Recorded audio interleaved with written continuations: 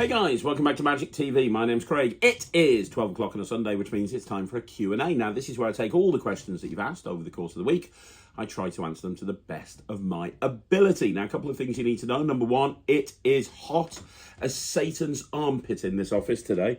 I am dying, so I'm going to try my best to stay upbeat. But honestly, I can't put the aircon on because it'll make the video unlistenable too. So I'm just, wow, it's hot. So I'm going to try my best. Now, if you've not seen the Q&A before, I take all the questions that you've asked over the course of the week and I answer them. You want to try and get your questions in by Monday or Tuesday at the latest. I typically film these on a Tuesday. So if you want to guarantee to get your questions answered, get them in as soon as possible. If I miss your question, I'm very sorry. I will get back to it the following week. Just ask it down below as soon as possible. You're getting my raw, unfiltered opinions on these questions. So honestly, please, you know, if a question that I read may have a longer answer, I'll use it to form the basis of a future video, which can happen sometimes. Finally, I want to thank you. I want to thank every single person for being a part of Magic TV, and I mean that from the bottom of my heart. I only do this channel because of you guys, and I really appreciate it. So, with that all being said, I'm going to get into it. I'm going to try not to sweat my tits off. Let's get into this week's Q&A. Okay, Adelina says, "Sup, Craig? Hello. Hope you and the fam are doing well. Yes, it was nice to speak to you once again. I have another quick question for you. What do you do when a spectator insists on seeing a prop that cannot be handed out? What is your patter? I really want to know. You're the best at being here for us fans. Don't ever stop. P.S. I listened to you and got tool instead of unhanded, and I'm having a blast with it on the Netrix. Thanks so much for that and for answering my questions. You rock. You're more than welcome." So the question is... Boom, boom, boom, boom, boom. So, well, yeah, you're more than welcome, by the way. So the question is, what do I do if a spectator insists on seeing a prop that cannot be handed out? That doesn't really happen to me very often, because I try to put the emphasis on the thing that they can look at. And I try to structure my routines in a way where if there's something that looks very suspicious, or like, you know, you've got a blank deck kicker, for example, to a trick, something that they want to look at, they absolutely can look at it. A lot of the routines I do are constructed in that way. So it doesn't happen to me ever, really. I don't think that, I don't think I've ever had that. I'm trying to think. Maybe I have and I just can't remember. But I think if somebody said to me, hey, I want to look at that thing, I'd probably try it. My MO generally is to try and make a joke of stuff. So I'd probably just say, oh, I could give it you, but then I'm going to have to, you know, I'm going to have to show you how the trick works. And I don't want to do that because then I'd have to kill you. It's part of the Magic Circle rules. So I'll hold on to that and we won't talk about it anymore. How does that sound? You know, something like that. Or I'd say, what, you think this is suspicious? Nothing to say. You think this is a magic prop that you could buy from a magic shop and you look at this and you'll immediately know how it works? Nah, you're completely wrong. Nothing to do with that. It's to do with charisma, sleight of hand, and pure skill. Don't ever question it again. You know, stuff like that I'd probably joke around with. If they were being really insistent and maybe a little bit aggressive with it, I'd probably turn to my go-to line when I'm being heckled, which is, hey, look, I'm here to entertain you. That's all I'm trying to do. Obviously, what I do is not real magic. I'm cheating, right? And if I show you this thing, you're going to know how it works. So I'm not going to show it you. If you want me to carry on performing magic for you, I'm more than happy to do that. Or I can just go if it's annoying you that, you know, I'm showing you stuff and you try and figure it out and I'm not allowing you to touch various things. I'm very sorry. You know, would you like me to go? Or something like that. If I was in a military base or somewhere where I felt I could get away with it, you know, the old line of, you know, somebody says, hey, show me that prop, I want to see it. You know, what do you do? What do you do a living? Do I come around your place of work and slap the sailors' cocks out of your mouth? No, of course I don't. Now, that's not suitable for the majority of events, but a lot of places where I work at, along with my style, that's the sort of thing that you can get away with. Or a timid version of that. Like, what do you do? Well, you're an accountant. Do I come around and mess with your figures? Do I come around and mess with your papers? You know, I'm working here. Leave me to it. That sort of thing. Just don't make a big deal of it and just move on. You could even just turn around and go, no. Or just make a joke of it and just go, what prop? Don't know what you're talking about. Yeah, something like that. But, you know, my advice is not to make a big deal of it and just move on. Okay, so the next question is from Divasham Magician, who says, when you do banquet tables, do you perform to the whole table, or rather 2 or 3 people at a time on one side of the table and make your way around? I usually do both. My pet hate, Divashan, is watching magicians that go up to a banquet table and only perform to 2 or 3 people. So I was at a gig last night. I had 2 shows yesterday. And I was at a gig last night, and it was me and Thomas Maloney. There were about 12 tables. Corporate event, 12 tables, then a show afterwards. But 12 tables, he had 6, I had 6. We had an hour and a half to get around all 12. Super easy. There were about 10 to 12 people on each table. There's no way I could have got around all of those tables if I was performing to 2 or 3 people, then moving on to another 2 or 3 people. And this is the problem with close-up magicians. Close-up magicians that don't have any experience performing on stage, and I do know you've got stage experience, but a lot of close-up magicians that have no experience performing on stage, they don't feel comfortable performing to a whole group. But I think that's the best way to do it. You know, I walk up to a table and I go, good evening, ladies and gentlemen. Welcome to the show. I heard this is the fun table. Is that right? Fantastic. I'm so glad I found you. My name's Craig. I'm the magician. It's my job to do magic. You look very excited about that, sir. So thank you very much. I just want to do a trick for everybody. Would you guys be okay with that? Brilliant. What's your name, sir? John. John, you're going to be my glamorous assistant. John, give it up for John, everybody. John, can I borrow that? It's a pen. A Mo. Magic. And I'm into it, right? I'm into it straight away. And I'm performing to everybody. I'm taking eye contact with every single person on that table. I'm getting eye contact with them. They feel like they're being drawn into the performance. If I see somebody that's not engaged when I walk over to the table, I'll leave them for a couple of seconds, but then I'll say something that they have to reply to get their attention. I did this a couple of times last night. I went up to a table, had 8 or 9 of them. There was a person here that was just on their phone, and I just said, what's your name, sir? John. John, are you tweeting about how amazing the magic is? Hashtag magician is great. It's even better if you look over here. I promise you, it's a much better view. What I'm trying to say, John, is put the phone down, all right?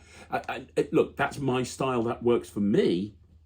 But I genuinely believe that the way you get better positive feedback is by making it a show for everyone on that table, as opposed to breaking it down to 2 or 3 people. So yeah, that's my pet hate. I really hate that. I do think when you approach a banquet table, everybody should be involved. Okay, so the next question is from Sean Quito, who says, hi Craig, is posting magic online a great way to be recognized and possibly get gigs? It's kind of, that's a very difficult question to answer. So in terms of, so I do a lot on Magic TV, right? I do a lot of YouTube, and that definitely gets me recognized, but within the magic community. It does not get me recognized outside of the magic community. So the stuff that I do on Magic TV has no bearing to my clients that book me to go and do shows or go and do events. No bearing on them at all. No bearing whatsoever. It's designed to build my profile up within the magic community, if that kind of makes sense. So it depends really where you want to be recognized. If you want to be recognized within magic because you want to be a creator or whatever the case may be, then absolutely posting regularly online and posting YouTube and posting Instagram and so on and so forth is a great way to build your profile up within the magic community. Now that can kind of in a roundabout way get more gigs. So for example, if you, I get a lot of people asking if I'll go and do a gig with them. They've got a 2 magician job and they contact me and say, hey, will you do this gig with me, because they just want to work with me. The amount of people that I get wanting to book me directly because their partner is a hobbyist magician who loves Magic TV. They're getting married and they want to book me as a surprise for their wedding. That happens a lot. So as a roundabout way, it can lead to gigs, but it's not the best way to get gigs, right? Now, in terms of actually getting gigs, that can work if you fully embrace social media. So, for example, you look at Dan Rhodes, who, has become a global megastar. Now, I disagree with how he's gone about it, and I don't like the fact that he has exposed magic on TikTok, exposed magic on Instagram, exposed magic on YouTube. But the fact is, he's got millions and millions and millions of YouTube followers, and brands will gravitate to him because they want to be associated with influencers. To a lesser extent, Rylan gets that. Rylan's got a pretty big profile on Facebook and Instagram, not so much on YouTube, and he regularly gets things sent to him, if he'll talk about it on his Instagram or his Facebook page. And he's nowhere near the level of Dan Rhodes. But in order to get to the James Samuels, Dan Rhodes level, you have to be posting like 7 or 8 times a day on social media in order to make a dent. And even then, there's a lot of other people you're competing against. So it can work. Dan Rhodes is a perfect example of that, but it requires so much hard work. Now, for everybody else, posting on social media isn't really going to get you many gigs because a lot of the time, people who book magicians aren't consuming magic content like magicians do. You know, your average person who isn't into magic, they're not like looking around trying to watch videos of magicians all the time. If a video of a magician comes up, they'll probably watch it, but they're not like searching it. You know, their algorithm isn't pushing magic out to those people like it does to fans of magic. But when a regular person wants to see magic is when they're considering booking a magician. It might be for a wedding, it might be for a corporate event, whatever the case may be. At that point, it's good if you have posted magic on online, because they will then be comparing you to other magicians. And let's say somebody's looking for a magician for a private party and they've shortlisted it to 5 magicians and you're one of the 5. And your Instagram, for example, has videos every single day, or every few days you post a video or you post a picture, and they can see it's a very active Instagram account and you're constantly posting on there. And the other 4, they hardly post at all. That's a big plus in your favor. People use social media now to decide whether the person they're wanting to book is right for the event they're booking for. However, outside of certain situations, I don't think posting on social media as a way of gig getting really works that well. I don't even do Facebook ads in my business, and I do a lot of online advertising, and I don't do any Facebook ads at all unless it's for live shows. So we can talk more about this on a future video, but hopefully that's given you an overview of my thoughts on that. Okay, so the next question is Q&A, random question. Don't need to answer if you find it irrelevant, but I noticed during your performances 2 things. You constantly rub, touch your nose, and usually you'll lick your fingers when counting cards. Don't you think audiences might find this a bit, I'm not too sure what the word would be, but you understand where I'm going. As for the fingers, when counting, I know some magicians use a product on their fingers while performing and for better grip. As for the nose thing, I'm guessing it's a tick or UK weather, or the case of runny nose. Yeah, I mean, I don't do it in gigs. I mean, if you look at the live performances of me at gigs, I tend not to do it at gigs. It's not something that I do. I am aware that when I'm dealing cards, a lot of the time I lick my fingers. That's something that I consciously don't do when I'm performing in a gigging situation. As for the nose thing, I know I'm always scratching my nose. I've got a bit of a thing at the moment that I'm getting medication for, so my nose is a bit weird. I'm having some issues with it. It's not a major problem, but you'll notice that's happened really more in the last 6 months because of this thing, and it's close to getting cleared up. But so it's not a tick or anything like that. But you will see me doing that sometimes. It's a thing. But yeah, I totally understand where you're coming from, and I make sure that I don't do it at gigs. Okay, next question is from Divishan Magician. What's your opinion on Air Flight by Mark Bennett? Will you review it? I already do Dave Bunsel's Ring Flight, but do you think I should change to this one, as I like tech magic more, or is the quality of this better than Dave's? Dave is the market leader when it comes to air tags, or when it comes to ring flights, as far as I'm concerned. Mark Bennett's is brilliant, absolutely brilliant. I don't think the fact that it's an air tag, well, actually, that's not true. I was going to say, I don't think the fact that it's an air tag really is a bonus in any way when it comes to you doing tech magic, because that's, that's not the thing. But then again, the presentation with Mark's is all technology based, because he actually gives his keys out to somebody. He talks, he gets to the point where he's using his iPhone to find the air tag, and when he finds the air tag with the keys, you've got the ring there. So it does have a technological sort of presentation to it as well, I guess. I love Air Flight. I think it's very, very good.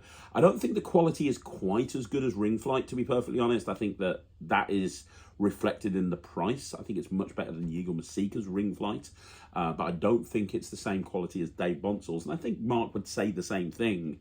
But I think it's incredible quality. It's not going to fall apart like Yigal Masika's will. It's gonna be good. It's gonna be good. It's gonna be fine. I have one on my normal everyday keys. And for me, that's the best place to use it, because I don't drive. My friends know I don't drive. So why would I have a car key on my car key? It just doesn't make any sense. Ryland doesn't drive, so for him, having an AirTag makes a lot of sense as well. Ryland's got one of these, I've got one of these, and we both use it. Now, Ryland actually uses it in gigs, because for him, it would make no sense at all if he was bringing out a key as a kid. Now, I don't. I'm using Stolen at the moment by Gentleman's Magic. I'm really having a kick out of that, but I wouldn't carry that around with me as an everyday carry. I do carry AirFlight, so it's on my keys. I use it.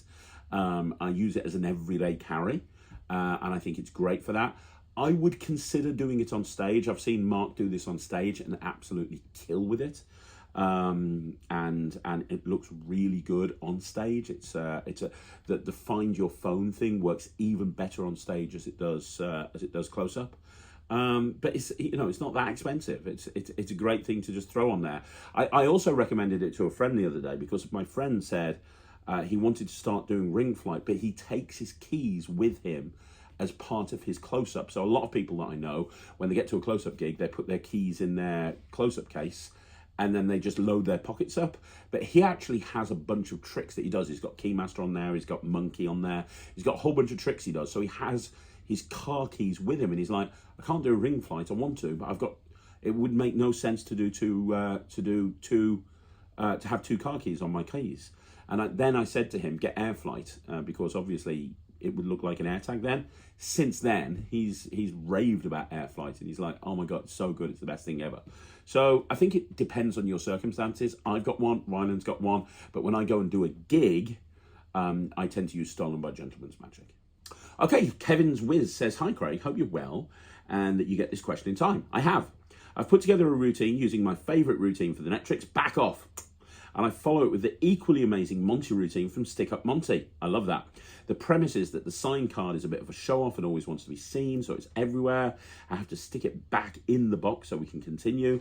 This is when I have the Meet the Joker. I then explain that the other cards want to hide, and I go into the Monte. I explain that the only way to truly hide is for one to change themselves, and I get to the fabulous ending. My question is, would I be better off using the BoomBox to make the meeting, the Joker and the sign card happen when going from one routine into the other? I could have the Jokers in there, and when I put the deck away, when I start the 4-card part of Back Off, the Jokers would just be on top, waiting for me to put that card back. I could then cut them into the deck and take them and put the rest away again, and starting the Monte claiming to look up the card that wants to always be seen. I hope this makes sense, and thanks again. Yes, it does make sense. I don't think it will make sense to anybody else unless they learned and performed Back Off and Stuck Up Monte. But if you perform Stuck Up Monte and Back Off and you have those two projects, that makes total sense. And yes, 100%, I would use a BoomBox to do all of that. Yes, a million times yes. So yeah, 100%. Don't know what else to say yet. Yeah, really good idea. So yeah, but I've got nothing else to add. I always try to think of something to say on these questions, but I think you've nailed it. The answer is, should you use a BoomBox? The question is, should you use a BoomBox? The answer is yes. And I think that combining those two routines is a work of genius. Congratulations, really good idea. Okay, next question is from Archie Cox. Hello, Archie. Hope you are well, my buddy. How do you decide if a trick is good enough for a gig? For example, tricks like Gemini twins. Some beginners may know, but I know some professionals do it. So how do you know if a trick is good enough to be done at a gig or not? It's down to you. I do Gemini twins at gigs all of the time. I use it with focus. So I use it with focus all of the time. Gemini twins with focus for me is brilliant. Now Ryland has just started. He did a close-up job a couple of days ago, and he's just started doing a version of Gemini twins by Vinny Sagu, which is brilliant because Vinny's combined kids cards with Gemini twins, and it allows him to talk about his sister and how his sister's designed a deck of cards for him. It's a brilliant presentation. I love it. So yeah, the answer is how do you know? It's down to the individual. It's down to the individual. It's down to you. If you are confident in a trick, it doesn't really matter what other people think of it. I could say, this trick is not a trick that I would do at a gig. But if you get reactions from it, if it works for you, then that's the most important thing, because half of the battle when you're performing close-up magic is that you've got to have confidence in the trick. If you have confidence in the trick, then people will buy into that. They will notice that, and they will buy into it as well. Now, you have to be not oblivious to audience reaction. So, for example, the reason I took double cross out of my set is because everybody was saying the same thing. I've seen that, I've seen that, I've seen that. It's why I took Omnideck out of my set, for exactly the same reason. Two great tricks, but everybody's doing them, and I want to try and stand out. So you have to listen to your audiences a lot of the time and adapt based on that. But in terms of the tricks that you put in, nobody knows whether it's a trick that everybody knows or not.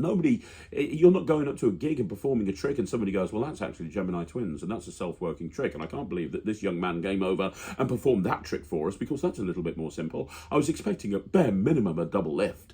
Nobody's going to say that. Nobody is ever going to say that. So don't worry about it. Make sure that you're comfortable with the trick, go out and perform it, and as long as the reactions are good, and as long as you're getting the feedback you want from the audiences, then keep it in there. Because the more unique the trick that you do, the better. So if you're doing something that other people don't, even better. Okay, so Jerry Cardenas says, hi Craig, I appreciate everything you do for the Magic community. Thank you. I purchased the Savant deck and it's a thing of beauty. Keep it up. I will. I had a question about a close-up confabulation style effect, and if you do any. I love the plot, and I've been using the Dream Prediction Elite for a while now, and I love it. I was hoping to expand my knowledge in the area, and ideally I have a scenario where I hand out an envelope to start, and I call back to it at the end. So basically, like a little set where the routines are structured around the ending. It may be Magician's Guild here, but ideally with as fewer props as possible. I found I have most forcing items, pads, dice, etc. My issue is making it all make sense. I hope that makes sense. Most resource material I could find was around stage parameter. Any ideas for resources or to help in any way? Again, thanks for all you do and the time you invest in the Magic community. Your channel's a great resource and I appreciate having it. Have a great day. Have a great day to you as well. My favorite confabulation is one that I put on the Visible project by the 1914, which was my project on the Invisible deck. And I put a close-up confabulation on there. And what I did, very, very simply, is, and you'd have to go and get the project for full explanation, but basically, the idea is that you take an invisible deck apart, and on the backs of all of the cards, you write some information. So you write a time, and the time that you write on the back of the cards is dependent on the cards. So for me, clubs were o'clock, hearts were quarter past, spades were half past, and diamonds were quarter to 45, right? So ace would be, an ace of hearts, for example, would be 1:15. A 10 of clubs, for example, would be 10 of clubs.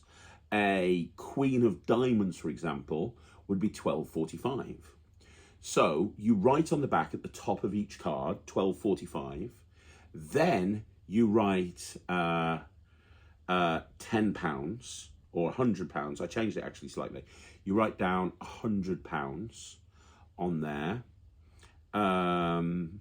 And there's some other information in there as well. I'm trying to remember. So you wrote down £100. Okay, you wrote down £100 and then you wrote something else as well. I can't remember what the other thing was. You'll have to watch the project. But the whole idea was you put a deck of cards down on the table and you wrote prediction on the card box. And you say, on the way here, I wanted to write something down about choices that you're going to make. And I didn't have anything to write down on. So what I did is I took a pack of cards. I took one card. I wrote everything on that card. And I wrote prediction on the box. And I turned that card over so you know which one it was. You then put the deck down on the table. And then what you do is you have another deck of cards. So you give that to a spectator at the beginning, and then you've got another deck of cards, and you're doing whatever. And when you want to go into the confabulation, you have this deck of cards shuffled. So you have the deck of cards shuffled, and you tell this story about how you went to a poker game, and you won. You actually won a sum of money. And I want you then say to them, look, I'm going to see if you can actually pick up on what happened when I went out. So first of all, it was at a casino, and that's it. I had was it Digital Force Badge? I can't remember, but I had a way of forcing the name of the casino. So let's just assume it's Digital Force Bag, but I'm pretty sure it wasn't. So I had the name of a casino. I said, so first of all, this took place at a casino. I have on my phone 100 different casinos. Can you give me a number from 1 to 100? Boom. What's the name of the casino? Hollyby's Casino. Brilliant. Hollyby's Casino. Now, this took place at a particular time. Now, I'll tell you, it wasn't like a weird time. What I want you to do is, first of all, the hour. Let's see if you can pick up on the hour. What hour was it? What hours? And let's say 3 o'clock. And then I go, brilliant. Now, was it bang on 3 o'clock, or was it quarter past, or was it 3:30, or, you know, maybe it was 2:45, or maybe it was 3:45. What time was it? And let's say 3:30. Well, immediately in my head, 3:30 is the 3 of spades. I go, brilliant. So we've got Hollyby's Casino. We've got 3:30. That was a choice. And what's nice is they have a free choice of the time, right? They have a completely free choice of the time. And then I'd say, right, okay. The other part to this is I won. You know, I was playing cards and I actually won, and I won because of one particular card. And I take the deck back that they've been shuffling, and I just cull the 3 of spades to the top, and I say, can you cut the deck and complete the cuts? Brilliant. So they cut. So I've cross cuts forced them to the 3 of spades. I then say, now there was one other aspect of it, and that's how much I won. And I've got 5 business cards here, and each one's got a different amount on it. And then I lay the 5 cards out on the table, and I do quinter. So I do a quinter force to force the one with £100 on it. So then I put the others away, and I say, right, first of all, let's have a look at the card that you cut to. It's the 3 of spades. Interesting. And let's have a look at the amount, £100. So let's just recap. You made all the choices. You predicted, you made all the choices. You decided that I went to Hollyby's Casino. You decided that I won with the 3 of spades. You decided that I was playing the cards at 3:30, and you decided that I won £100. That deck, when I wrote something on the back of one card, can you remember? Can you pass me that? And now I take it out and I spread through so that one card is reversed, and they can't see what's written on it, but they can see that that card is reversed and there's something written on it. So now, because I spread the cards out like this, I bring it up bit by bit. I say, first of all, what was the time? 3:30. Boom, and they see 3:30. And say, what was the amount that you won? £100. Boom, £100. What was the name of the casino? It was Hollyby's Casino. Boom, Hollyby's Casino. And what was the card that you won with? The 3 of spades. Isn't it crazy that I wrote this on the back of the 3 of spades? Boom. So it combines forcing and non-forcing methods, and the methods cancel each other out. And realistically, to do it, you just need 5 business cards, a pack of cards which is in play anyway, and an invisible deck set up to do this confabulation, and you're good to go. So you can see it on Visible, but you should be able to piece it together from that. Okay, so the next question is from Magic Human 782, who says, ironically, what's your favourite confabulation routine? Well, the close-up one is the one that I just described to you. I very much like that. My favourite, my favourite if I'm doing a solo show, so if I'm performing on stage and I'm doing a show on my own, I don't have anybody in the wings, it would be No Brainer by Bill Abbott. And my favourite, if I do have somebody on stage, like let's say I have somebody in the wings or a tech crew or somebody like that, it would be the Master Prediction System. Although I am currently upgrading my Master Prediction System, and I'm getting the bottle version from Thomas More Creative, but it's effectively the same thing. So I'd say on stage in an illusion show or somebody where I've got somebody in the wings, Master Prediction System, No Brainer on stage, and the trick off the Visible project in a close-up situation. Okay, so the next question is from Punkala, who says, hi Craig, I hope your week is less stressful than last week. Yeah, thank you, it is. My question relates to Alt245's question below on the Magic Orthodoxy review of Savant Deck. I saw both the original and the edited versions before they were taken down, and while I believe the true reason it was taken out was really that it was exposing too much, in the removed part, he criticised the part of the trailer where Lloyd performs to Tom. Tom is amazed by the trick, only later to be revealed in the tutorials that Tom came up with the trick in the first place, or at least he was in on the trick. David emphasizes that he thinks the Savant deck is a good product with good tutorials, but he found the trailer dishonest. What do you think of this? So I didn't have anything to do with any of this. I haven't even seen the review from Magic Orthodoxy because I've had a very busy week. Matt's been off pretty much all week. I've been on the sales desk. I'm filming this on the Thursday. Yesterday I was doing 2 shows. I didn't get back till 2 o'clock in the morning. It has been a very busy week. So I found out about this after everything happened. I have been told, and I fully believe, that the reason it was taken down is because there were too much exposure. And I know that would be the case because Murphy's asked me not to do an exposure video on the Savant deck. And I said yes, I respected their wishes. So there is no exposure video, which I normally insist on doing for every one of my products, but I didn't for this.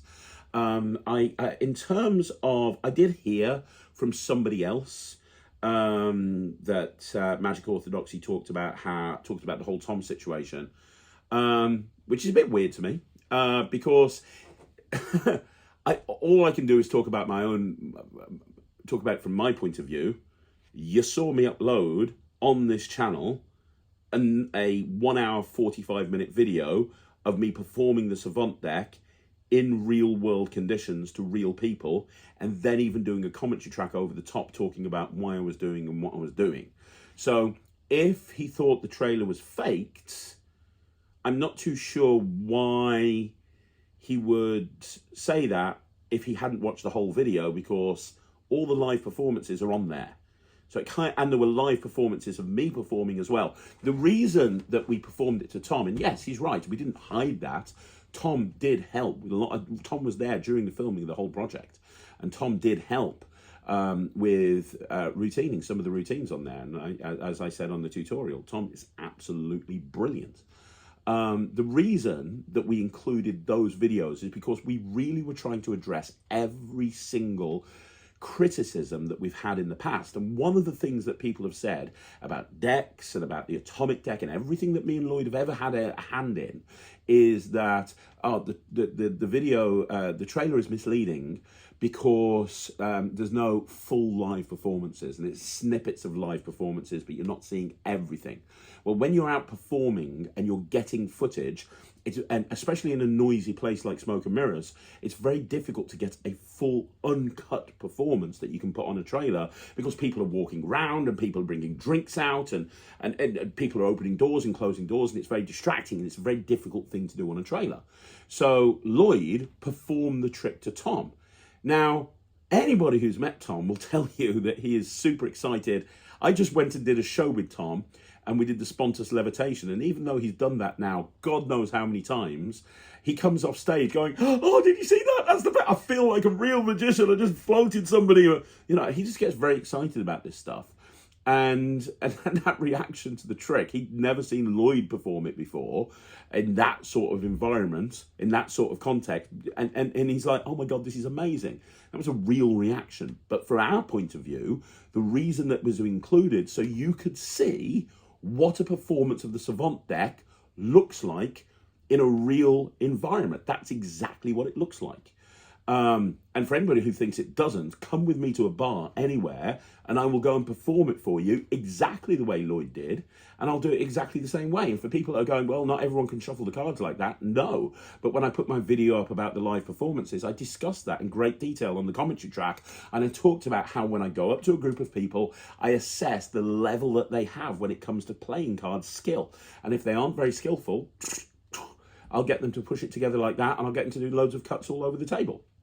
That was a full unedited performance, so you can see exactly how the Rain Man routine plays. And then over the top of that, you then had a bunch of other performances of me performing it to real people, and you see the reactions from people make.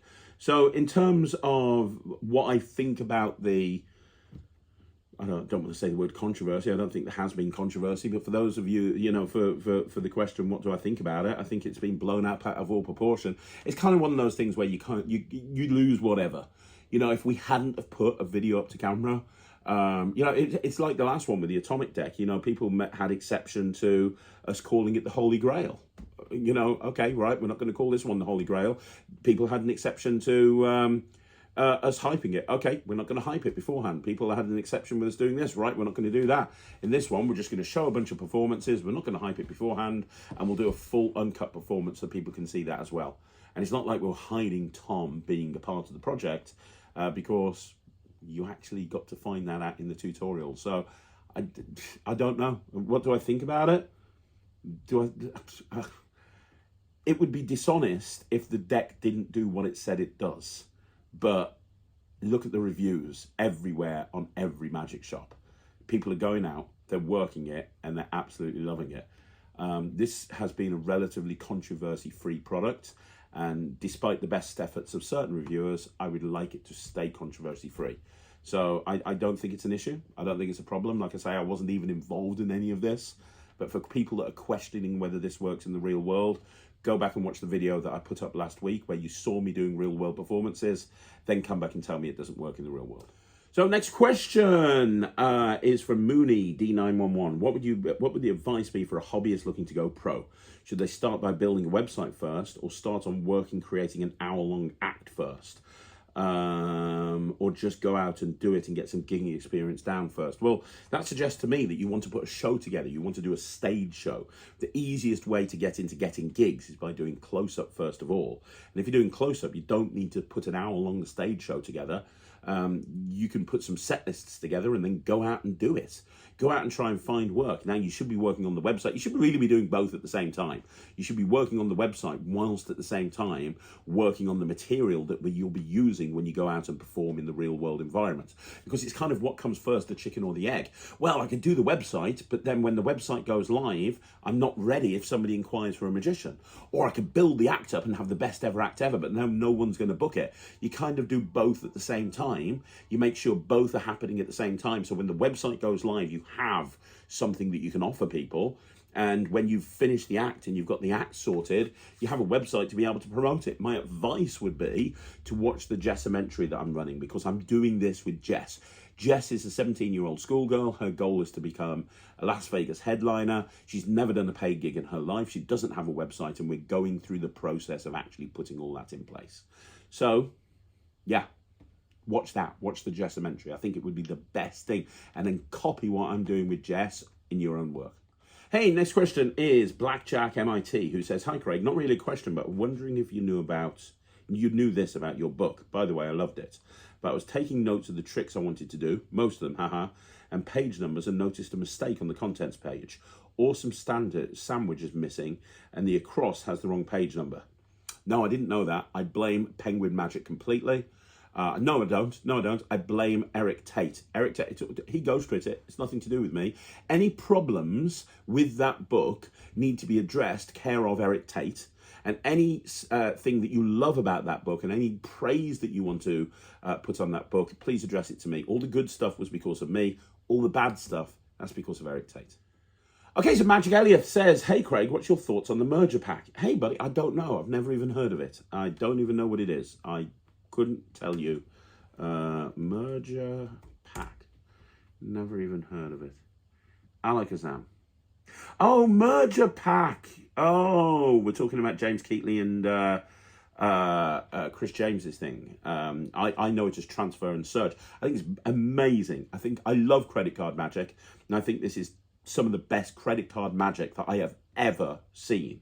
It's brilliant. It's brilliant. It's brilliant. I'll say it again. It's brilliant. Everybody and anybody should get their hands on this immediately. It's in my wallet all of the time. Chris James is genius. James Keatley is a genius. The two of them together, chef's kiss. I know there's not many left either, so my advice is to rush out and buy them as quickly as you can. But yeah, really good. I think they're both great. I've got a review coming soon on them, so look out for that. But I think they're both great. Okay, so the next question is from Magic Elliot, who says, "Hi Craig, whilst there's a lot of good self-working card tricks, why does it seem that the most self-working coin tricks with ordinary coins seem pretty weak? The only semi-decent self-working coin trick that I can think of is the original Thieves and Sheep. Can you think of any other good self-working coin tricks?" And then somebody has gone on and said, check out the one by Nick Lacapo on the Ultimate Magic Crash Course on Penguin Magic. It's free if you hurry up and get it now. Yeah, that one that Nick teaches is brilliant. Thieves and Sheep is great. I have 10 really good ones. And I'm not going to tell you what they are because I've got a video coming up soon of the 10 best self-working coin tricks of all time. You are right, it's difficult to find good self-working coin tricks because the thing is, most coin magic benefits by using some sleight of hand. And if you just put one little move in there or one little switch, it becomes then not a self-working coin trick. But I've put a list of 10 together, including adapting some non-coin magic and turning it into self-working coin magic. So yeah, I've got a list of 10 and they're going to be coming up soon. We've already filmed. Okay, so the next question is Marcelino Palicia, who says, hi Craig, hope you're doing well and thanks for the shout out on the Murphy's Live with the Savant deck. I just ordered mine and I can't wait to get it in the mail. You're more than welcome. My question to you, my friend, is how we can ask you questions about magic products that are not yours, without giving away the secret. And there's no Facebook group. For example, I have the Atomic deck and I love it. I was having issues separating the cards, but got great help in the group. So how would we ask you about magic products without giving away the actual method and giving away the secrets? I'm just a hobby magician, by the way. I love what you're doing. Keep up the great work. It's absolutely no problem if you can't pronounce my name. Just call me with the letter M. I remember I had a bit of a problem saying my name on the Murphy's Live. So, yeah, but I think, did I get it? Marcelino Palencia? I don't know. AM. What I would say is, look, I'm quite well read. I know a lot of the products that come out. I know a lot of new products. I know a lot of old products. My advice would just ask me about the trick and ask me what the problem is. And I can probably speak in code that you would understand and nobody else would. And if I don't, I'll let you know. But most of the tricks that you could probably throw at me, I do know. So my advice is ask a question, reference the trick, tell me what your problem is, and I'll see if I can help. Okay, Bay JMB says, hi Craig, thanks for everything you do for the magic community. Keep it up, I will. What is your favourite packet trick with gimmicked cards? Could you do a countdown of your favourite playing card decks? When making the Savant deck, did you ever oh my god. Right, okay, let's take them one at a time. What are your favourite packet tricks using gimmick cards? My favourite is Shortchanged that I bought out with Alakazam recently. I do it all the time because it allows me to go into a coin routine. It's a great packet trick that allows me to go into a coin routine. I also like NFW. I think NFW is amazing. Oil and Queens, but the version with the double faces, with the aces and the spot cards. I think that's great. I think it's called Oil and Queens Extreme or something like that. I very much like Wildcard. I think Wildcard's great. The original Wildcard is brilliant. I've got a routine on the Netrix called Petty's Kings, which I love. It's my version of McDonald's Aces, but it's kind of structured more like a packet trick. I very much like, let me think about what else. The Anthony Owens Ultimate Oil and Water, same both sides. Brent Braun's Torn, Twisted thing, that's really good. John Bannon's Spin Doctor, has that got double face? Is that got, I don't know if that has. And then finally, I kind of think of it as a packet trick, but back off on the Netrix. So that's the one with that. Could you do a countdown of your favourite playing card decks? Okay. Number 1, Bicycle. No. Okay. Number 5 would be, let's just do top 3. Number 3 would be the illusionist ones, the begins with a C. Called, I can't remember what they're called. Illusionist decks C. That's not going to help, is it? Cohorts. Yes, it does. Believe it or not. Cohorts is number 3. Number 2. No, okay. Let's do 5. Number 4 would be the ones where the mechanical industry cards, where it looks like they're moving. I love those. So that would be number 5. Number 4 would be Cohorts. Number 4 would be Cohorts. Yes. Number 3 would be Bicycle Riderbacks. Number 2 would be the Elysian Duets, my favourite mark card by Phil Smith. And number 1 would be the 1914 decks of Providence cards, which I don't think you can get anymore. Those are the 5. Those 5 right there. Yeah, there you go. You had one more question as well, didn't you? When making the Savant deck, did you ever think about doing Stebbins pairs? I'm currently having someone make me a deck like that to play around with. Do you know when your Many Tekel project will come out? Many Tekel project's going to be 2026. It's going to be a while, probably end of 2026. The next one to come out, the next big project to come out will probably be the Z-Fold wallet project. Or actually, I've got a project coming out soon with Penguin Magic on the Nightmare card, which I'm very excited about.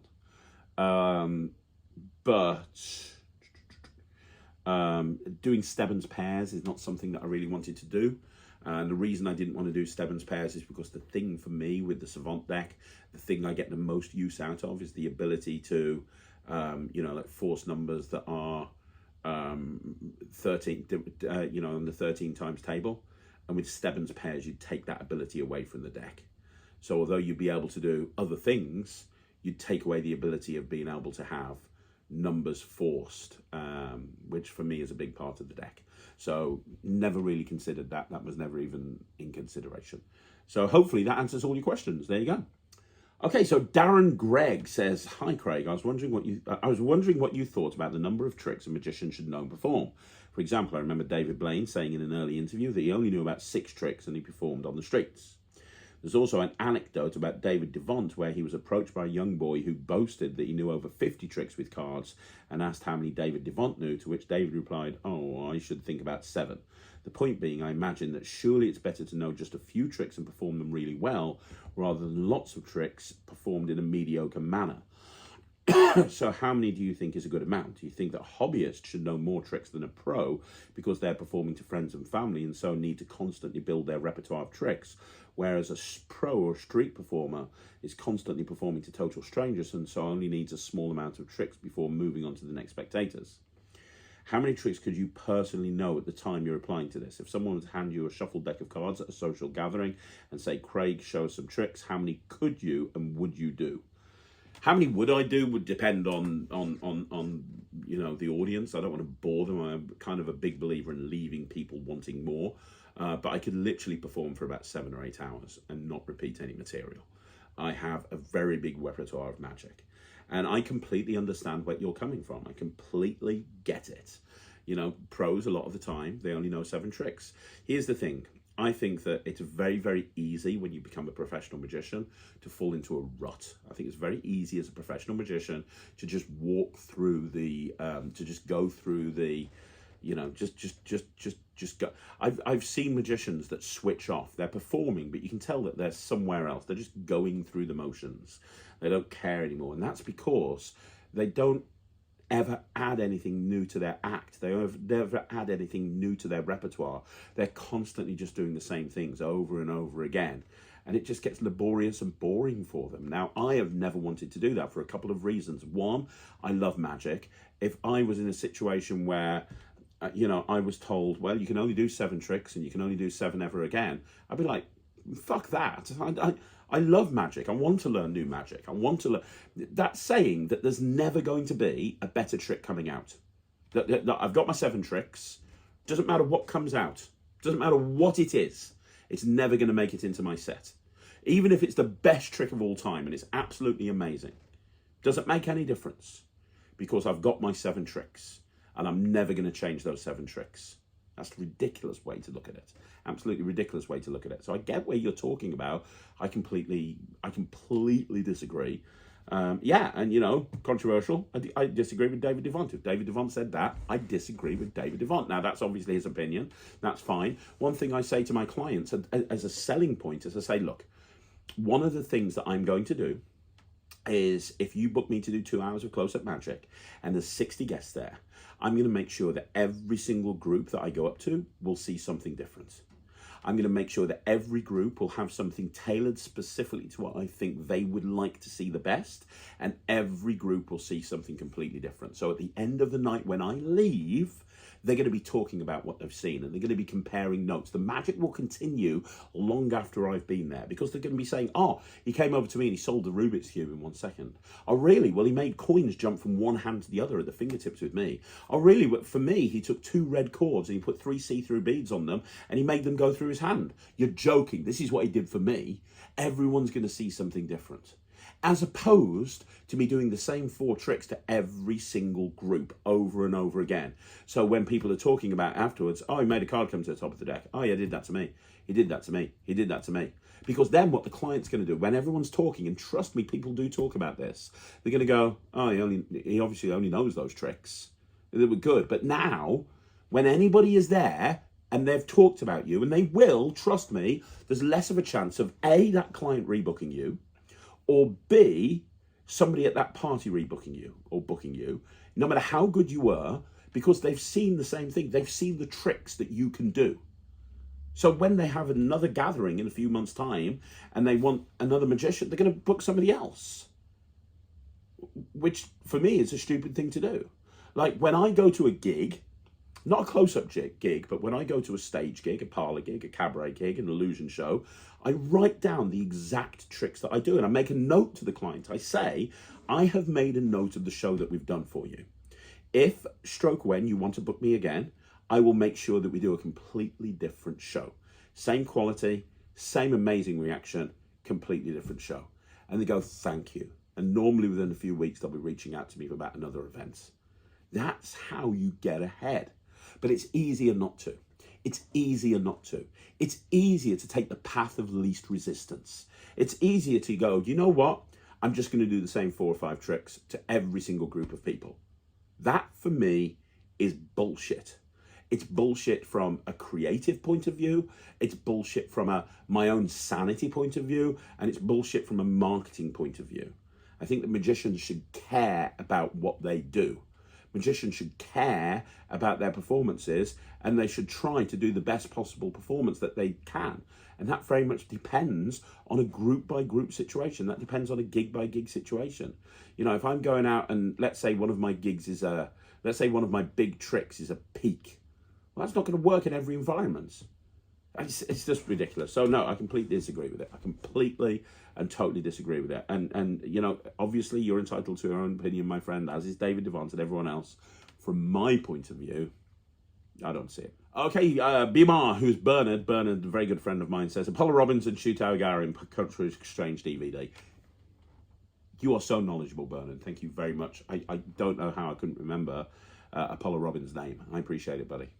Okay, so Michael Steger says, Hi Craig, I've recently enjoyed learning coin magic, especially challenging myself with Danny Goldsmith's work, but I'm having trouble trying to present it. I'm confident in other styles of performance, but any advice on presenting coin magic in a relaxed way would be gratefully appreciated. And somebody has said, coin magic is one of the hardest types of magic to present in a relaxed way because you're almost always dirty in some way, whether it's holding out an extra coin, hiding a gimmick, doing a display with a coin palmed and trying to avoid flashing. There's always a bit of guilt and anxiety because you could be caught with something at literally any moment. This is much different to most other types of magic, which often rely on a few moves and allow you to relax otherwise. Naturalness is also a challenge because everyone has, for example, picked up a coin and given it to someone else or transferred it from one hand to the other. It's much easier to know if someone's doing something that looks weird than watching someone handle cards. The way to overcome this and to be able to present coin magic in a more relaxed manner is to practice until the moves become automatic. Do it in front of a mirror first, then film yourself from different angles until you can do the moves and routines without flashing or looking unnatural. Another more general piece of advice that may or may not apply to you is to consider working on developing your skills and presenting in a relaxed manner on easier material first before tackling somebody like Danny Goldsmith, which is often quite challenging. If something is mechanically challenging, it's only going to make it harder to be more relaxed. If you start with stuff from magicians like David Roth or Michael Rubenstein, you'll be able to master the mechanics more easily and then be able to focus on presentation a bit more. Once you've got that down, you can build up to stuff like Danny Goldsmith's. If you're looking for something a little bit less challenging, but still modern and clever routining-wise, I highly recommend Rick Holcomb's stuff. He has several products too, but you could start with his YouTube channel. Again, this may not apply to you, since you might be quite a good coin magician already, but I thought I'd throw out there in case it does, or someone else might read it and benefit. Looking forward to Craig's thoughts on this, though. Well, man, you've just done my job for me. Like, that is the absolute best answer to that question. I couldn't, if I'd have sat here all day and tried to script an answer to that question, I don't think I could have scripted it as well as that. That is brilliant. Basically, Michael, do what he said. Start on easier material, focus on presentation with easier material. Rick Holcomb, David Roth, Michael Rubenstein, absolutely 100%. Go on to Danny's stuff later. When you're performing magic with difficult sleight of hand, you're very, very nervous. It's very nerve-wracking. You've got a million things going through your mind. The only thing that I would add is think about all the different ways that a trick could go wrong. Have an out. Think about, because coin magic can go wrong very, very easily. Think about the different ways that things could go wrong, whether it be through flashing, dropping a coin, whatever the case may be. And then think about what you do in that situation, because people get nervous because they are going into the unknown. But if the unknown isn't the unknown, and you know that if you mess up, you've already got a solution to it, you're going to be a little bit more relaxed. But outside of that, that answer was brilliant. Probably the best answer that I've ever read, ever, on this channel. Okay, so the next question is a Bronzev, who says, "Hi Craig, I've noticed that whenever you watch videos from Penguin Magic, I see on the bottom of the video you could buy products. When you click those products, it takes me to a new website I've never seen, and it's a Penguin website, but not the one that I always buy from. Then I go back to the regular one, and that's still there. So what's going on? Why do they have two sites? Are they in the process of building a new one? It's already available to the public, but they haven't made the switch yet. I'm curious if you know anything about this."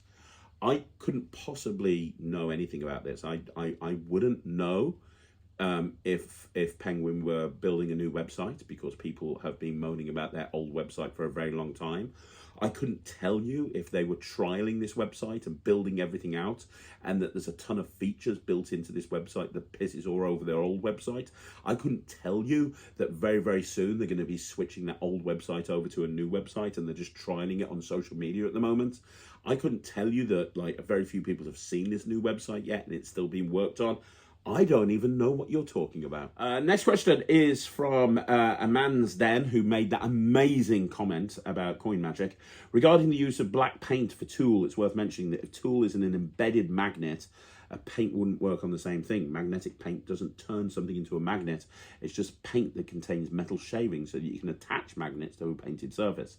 It's also thick, gloppy, and hard to work with. So painting a card in that way would look terrible, which would be extremely difficult, if not impossible." Yeah, I agree. You need to have my job. I hand Magic TV over to you at this point. You're way better at this than I am. I don't need to do any of this anymore. I'm just going to pass things over to you. Alt 245 says, "This happened last week but didn't make it in time for the Q&A. What happened with David from Magic Orthodoxy in his review on the Savant deck? It went up, then about 1 or 2 hours later it was taken down, then it was re-uploaded. The same day, about an hour after the takedown, he mentioned on the comments that he had to fix a typo.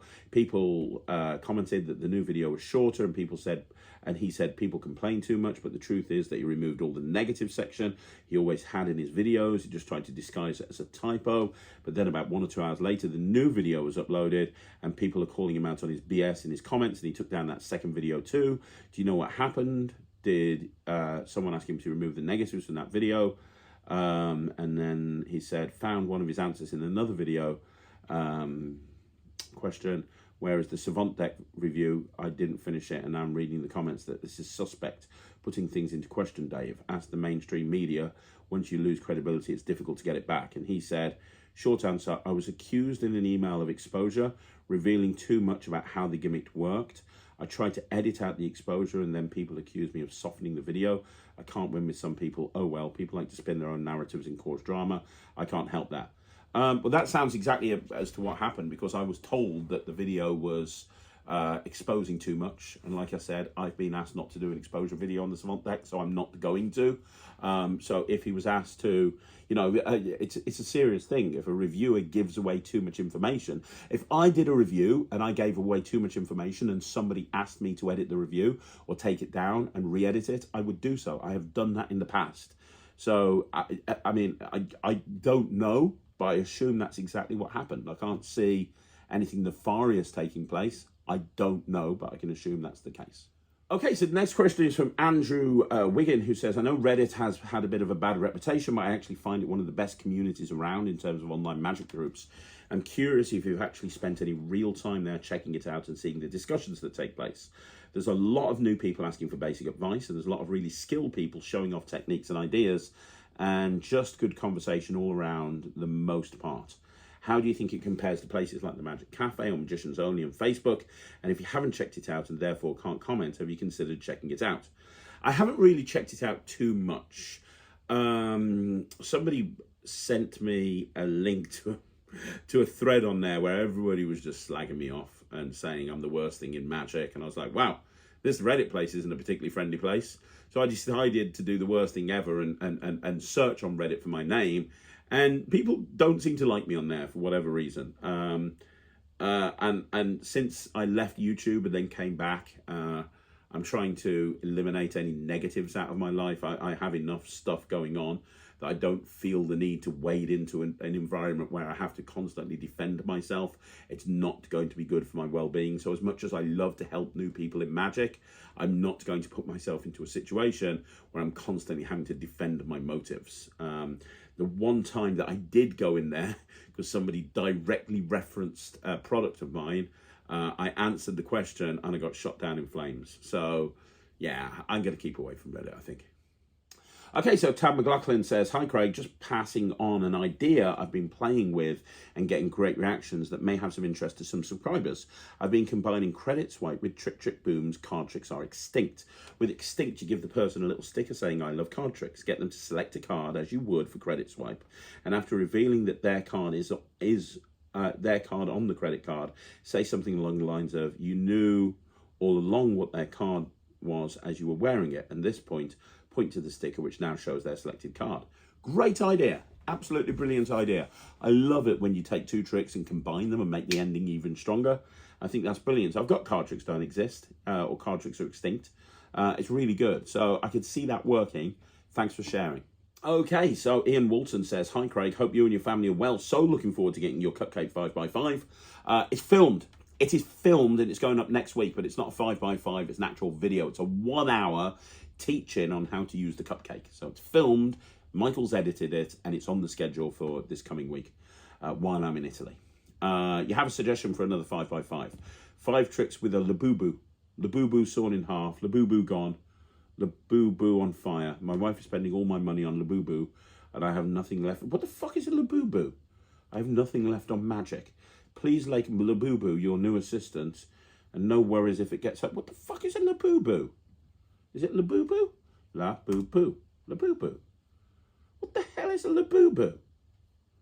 What is that? Labubu. What is a Labubu? Hang on. What is it? What is a Labubu?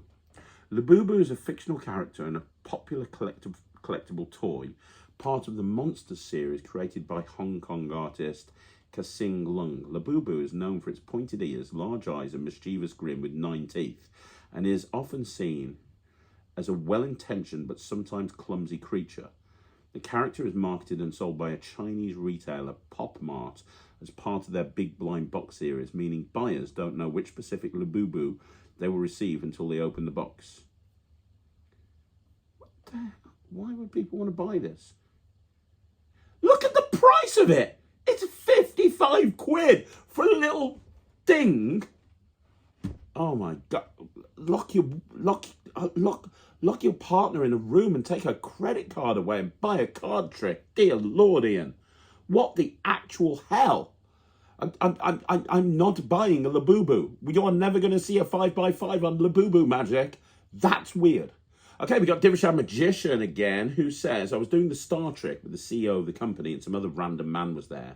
I was doing the trick where the chosen card was put back in the deck and I gave the man the cards to shuffle while talking to the CEO, as I normally do. And what I didn't see is the man had been such a dick to take the chosen card out the deck and hide it in his pocket, then give me the deck back. So I spent ages looking like a fool, searching through the deck for the card, and then he laughed about it in front of the whole group that he had put the card in his pocket, making me look bad.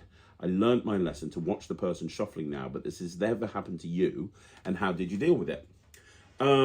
it never happens to me because I saw it happen to my business partner, Russell Leeds, many, many years ago. He was doing a Cards Across on stage, and he had a spectator count 10 cards into his hand, and he gave them the cards and gave them the envelope.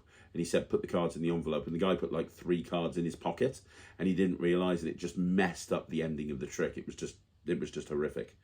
And I learned at that point, you got to keep an eye on these people. I perform at places where I'm not taking my eyes off them at all because they are going to try something.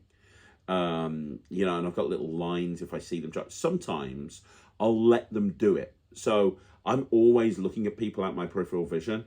And even if I'm talking to somebody else, I'm tracking whatever is going on. And once upon a time, sometimes I will actually, you know, let them do something like that. I've had more than one occasion where people take the card and put it in their pocket, and I'll take the deck back and I'll go, I'm going to try and find your card. Boom. It's in your pocket. Do you think I was born yesterday?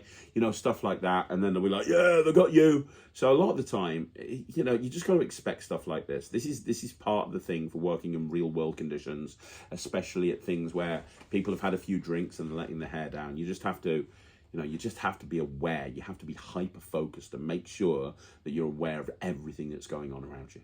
Okay, Archie Cox says, I recently did an unpaid gig for my grandma's friend's sister's birthday. I did table magic and there were about 25 people. It went really well. I felt confident performing, which was good, as I'm not usually that confident for people I don't know. And I learned some valuable lessons. One of the things I didn't realise until the last minute was there were a few kids there, so I didn't really have material I could show them. I think they were still able to enjoy the magic, but it would have been nice to have some tricks to show them. What are your go-to tricks for kids at a close-up gig? Thanks as always.